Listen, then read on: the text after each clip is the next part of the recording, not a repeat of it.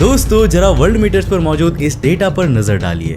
इसके अनुसार साल 2100 तक पृथ्वी की पॉपुलेशन करीब 11 अरब हो चुकी होगी। क्लाइमेट चेंजेस और पॉसिबल नेचुरल डिजास्टर्स के कारण धरती की सरफेस पर जिंदा रह पाना भी काफी कठिन होता जाएगा। अब पृथ्वी के बाहर किसी दूसरे ग्रह पर जीवन की खोज तो हम कर ही रहे हैं, पर क्या ह्यूमन सिविलाइजेशन को दूसरे प्लैनेट पर माइग्रेट करके बसाना इतना आसान होगा? वेल, जवाब है बिल्कुल नहीं। अब ऐसे में शायद एक दिन ऐसा जरूर आएगा जब हम इंसान समुद्र की गहराइयों में घर बनाकर रहेंगे। ओशियन फ्लोर पर हमारे घर बड़े बड़े ग्लास डोम्स के अंदर होंगे, या शायद हम ओशियन वाटर के बीच एयर बबल्स बनाकर रहेंगे। अब क्या ऐसा दिन सच में आएगा? अगर हाँ, तो कैसी होगी समुद्र के नीचे इंसानों की दुनिया? वेल, आज के इस वीडियो में हम आपको यही बताने वाले हैं। तो हेलो गाइस, मैं हूं कौशिक और चलिए आज चलते हैं फ्यूचर के इंसानों के बनाए अंडर वाटर वर्ल्ड की सैर पर। दोस्तों, पृथ्वी का total surface area 51 crore square kilometres का है। अब इसमें से 71% एरिया में पानी है, जैसा कि हम सभी जानते हैं, और 29% एरिया में कॉन्टिनेंट्स यानी कि महाद्वीप फैले हुए हैं। नेशनल ज्योग्राफी के इस आर्टिकल के अनुसार पृथ्वी पर टोटल 8.7 मिलियन यानी कि 87 लाख स्पीसीज के होने का अनुमान है। अब इनमें से करीब 12 लाख स्पीसीज को ही आज तक खोजा गया है। हमारी पृथ्वी की टोटल स्पीसीज की 20% स्पीसीज ओशियंस और फ्रेश वाटर सोर्सेस में पाई जाती है और बाकी की 80% जमीन पर रहती है। वैसे यहाँ मैं आपको बता दूं कि आज तक हम इंसानों ने सिर्फ 20% ओशियन को ही एक्सप्लोर किया है, बाकी की 80% ओशियन आज भी हमारे लिए एक राज ही बना हुआ है। अब कोई नहीं जानता कि वहाँ कौन कौन से जीव रहते होंगे और वो हमारे लिए कितने ज्यादा डेंजरस होंगे। अब पृथ्वी के ओशियंस को एक्सप्लोर करना किसी एक्स्ट्रा टेरेस्ट्रियल प्लैनेट को एक्सप्लोर करने की तरह ही कठिन है। अब जिस तरह से हम किसी दूसरे प्लैनेट पर सांस नहीं ले सकते, वैसे ही ओशियन के अंदर सांस लेना भी पॉसिबल नहीं होता। पर एक समय ऐसा भी आएगा जब पृथ्वी की सरफेस पर सांस लेना भी इंसानों के लिए पॉसिबल नहीं होगा। आने वाले सालों में ग्लोबल वार्मिंग के कारण पृथ्वी के एटमॉस्फेरिक टेम्परेचर तेजी से बढ़ने वाले हैं। इससे पृथ्वी के पोल्स की बर्फ और ग्लेशियर्स मेल्ट होने लगेंगे और उनके नीचे मौजूद टॉक्सिक गैसेस एटमॉस्फेयर में रिलीज होने लगेगी। अब यार, जिस स्पीड से पोल्यूशन के लेवल्स इंक्रीज हो रहे हैं, उनको देखकर लगता है कि आने वाले समय में पृथ्वी की सरफेस पर सांस लेना बिल्कुल भी पॉसिबल नहीं होगा। अब ऐसे में अंडर वाटर हाउसेस बनाकर रहना सिर्फ इमेजिनेशन और फन नहीं, बल्कि हमारी मजबूरी बन जाएगी। अब दोस्तों, सवाल ये है कि क्या हम इंसान वहां रह पाएंगे?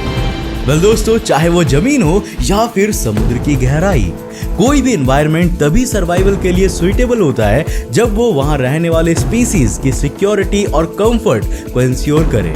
समुद्र के नीचे इंसानों को बसाना एक बहुत बड़ा चैलेंज होने वाला है और हमें अपनी एसेंशियल नीड्स को पूरा करने के लिए भी कई स्पेशल अरेंजमेंट्स करने होंगे।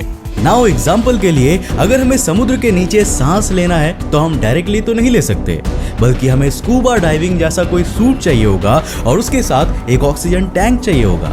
अब जब इंसान स्पेस में जाते हैं तो उन्हें स्पेस सूट पहनकर रखना पड़ता है और कांस्टेंट ब्रीदेबल एयर भी इंश्योर करनी होती है। समुद्र के नीचे घर बनाने से पहले हमें सबसे पहले तो ऐसे अरेंजमेंट्स करने होंगे जिससे कि हमें एयर की कांस्टेंट सप्लाई मिलती रहे। हमारे सामने दूसरा चैलेंज होगा प्रेशर कंट्रोल करने का। अब जैसा कि आप जानते ही होंगे दोस्तों कि ये एटमॉस्फेयर पृथ्वी के सरफेस पर लगातार प्रेशर एक्सर्ट करता है, और क्योंकि हम भी पृथ्वी की सरफेस पर रह रहे हैं तो हम भी इस प्रेशर को एक्सपीरियंस कर रहे हैं। अब पृथ्वी के सरफेस पर प्रेशर का जो लेवल है वो 1 atm होता है, लेकिन जैसे जैसे हम पानी के अंदर जाते हैं प्रेशर भी इंक्रीज होता रहता है। हर 10 मीटर अंदर जाने पर प्रेशर 1 atm इंक्रीज हो जाता है। अब अगर हम इमेजिन करें कि ओशियन का फ्लोर लगभग 10,000 मीटर्स नीचे होगा तो वहां पर एटमॉस्फेरिक प्रेशर 1000 atm के बराबर होगा। मतलब हमारे सरफेस में जो प्रेशर है उससे 1000 गुना ज्यादा। अब समुद्र में 25 मीटर्स नीचे जाने पर नाइट्रोजन गैस की मात्रा बढ़ जाती है, जिसे इनहेल कर लेने पर ह्यूमंस को नाइट्रोजन नार्कोसिस हो सकता है। ये एक ऐसी कंडीशन होती है जब इंसान का दिमाग घूमने लगता है और उसे हेलुसिनेशंस होने लगते हैं, और तो और हमें यहाँ डीकम्प्रेशन सिकनेस भी खासा परेशान कर सकती है। अब इसको जानने के लिए हार्वर्ड यूनिवर्सिटी की वेबसाइट पर मौजूद इस आर्टिकल पर नजर डालिए। दोस्तों, अपने चारों ओर मौजूद एयर या वाटर का प्रेशर अचानक से कम हो जाने के कारण हमें कई इंटरनल इंजरीज हो सकती है और इसे ही डीकम्प्रेशन सिकनेस, जनरलाइज बैरोट्रॉमा या बेंड्स कहते हैं।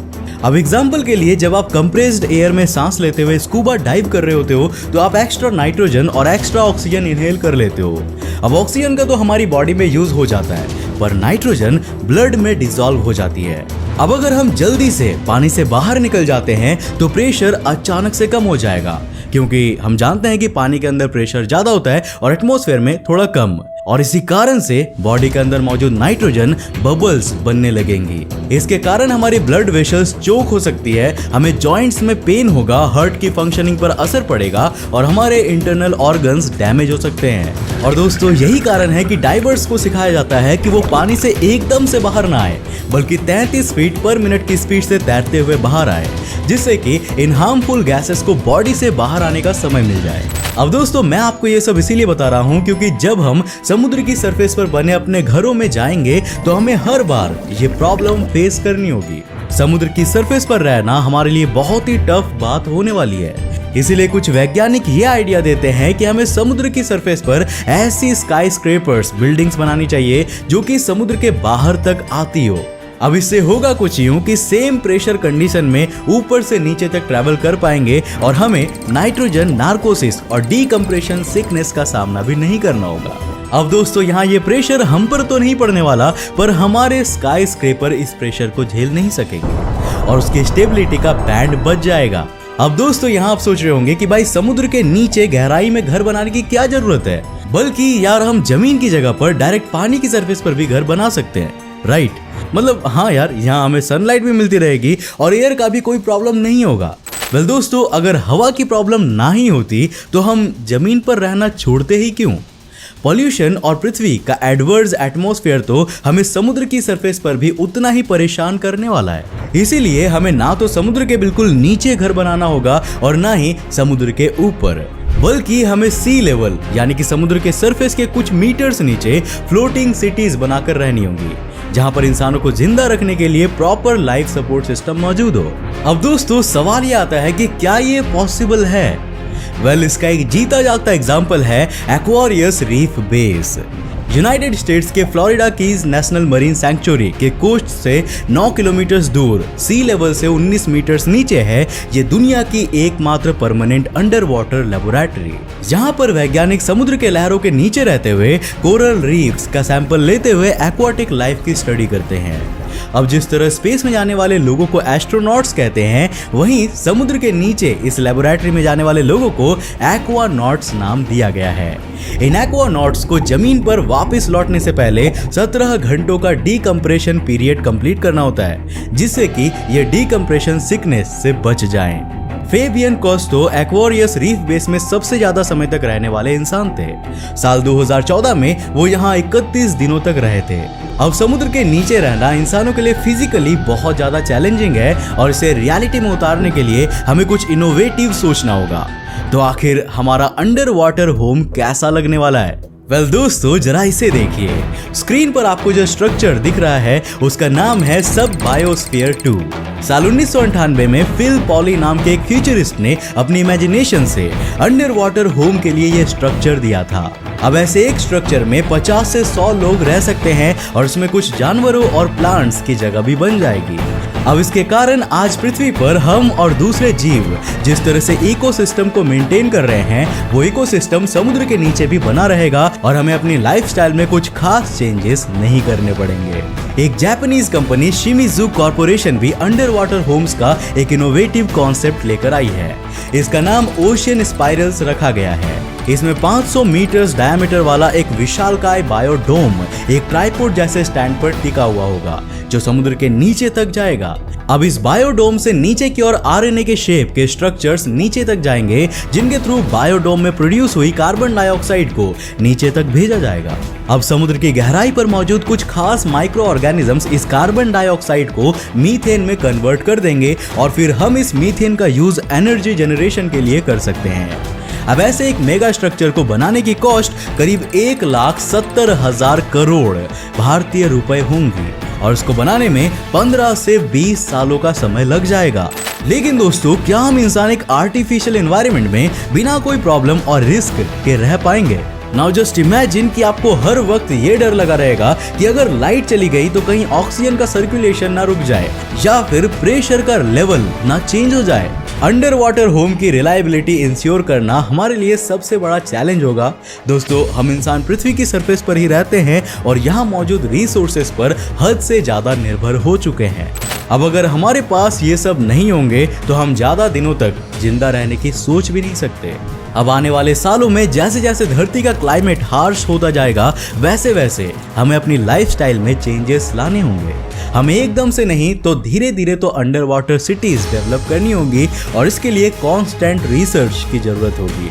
फिलहाल आलम यह है कि इंसानों की नज़र दूसरे ग्रह पर जीवन की तलाश करने में लगी हुई है और हम अंडर वाटर सिटीज के बारे में तो बिल्कुल भी नहीं सोच रहे हैं। अब हम इंसानों का भविष्य दूर अंतरिक्ष में छिपे किसी ग्रह पर होने वाला है या फिर हमारी पृथ्वी के समुद्र की गहराइयों में, ये बता पाना मेरे बस की बात तो बिल्कुल भी नहीं है। पर एक बात तो साफ है कि हम अपना पैसा और रिसर्च में लगने वाला समय जिस चीज के लिए खर्च करेंगे वही हमारी सिविलाइजेशन के फ्यूचर को डिटरमाइन करेगी। वैसे आप इसके बारे में क्या सोचते हैं, हमें नीचे कमेंट करके जरूर बताना। मुझे उम्मीद है दोस्तों कि आज के इस वीडियो से आपने काफी कुछ नया सीखा होगा। अगर सीखा तो इस वीडियो को लाइक करने के साथ साथ अपने फ्रेंड्स के साथ जरूर शेयर करना। अब दोस्तों, जाते जाते मेरे एक सवाल का जवाब देते हुए जाना, मुझे ये बताओ कि नए सोलर सिस्टम के मॉडल के अनुसार वैज्ञानिक मानते हैं कि हमारे सोलर सिस्टम में कितने प्लैनेट होने चाहिए इसकी स्टेबिलिटी को मेंटेन करने के लिए?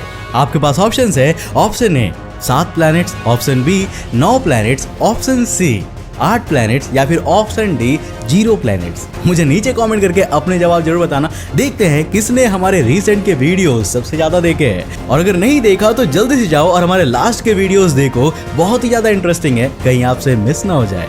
तो आज के लिए बस इतना ही। अगर आपने इस चैनल पर इंटरेस्टिंग वीडियोस को देखना चाहते हो तो इस चैनल को सब्सक्राइब करने के साथ साथ नोटिफिकेशन बेल को ऑन कर देना ताकि आप देख सको हमारे वीडियोस सबसे पहले। तब तक के लिए बाय, जय हिंद।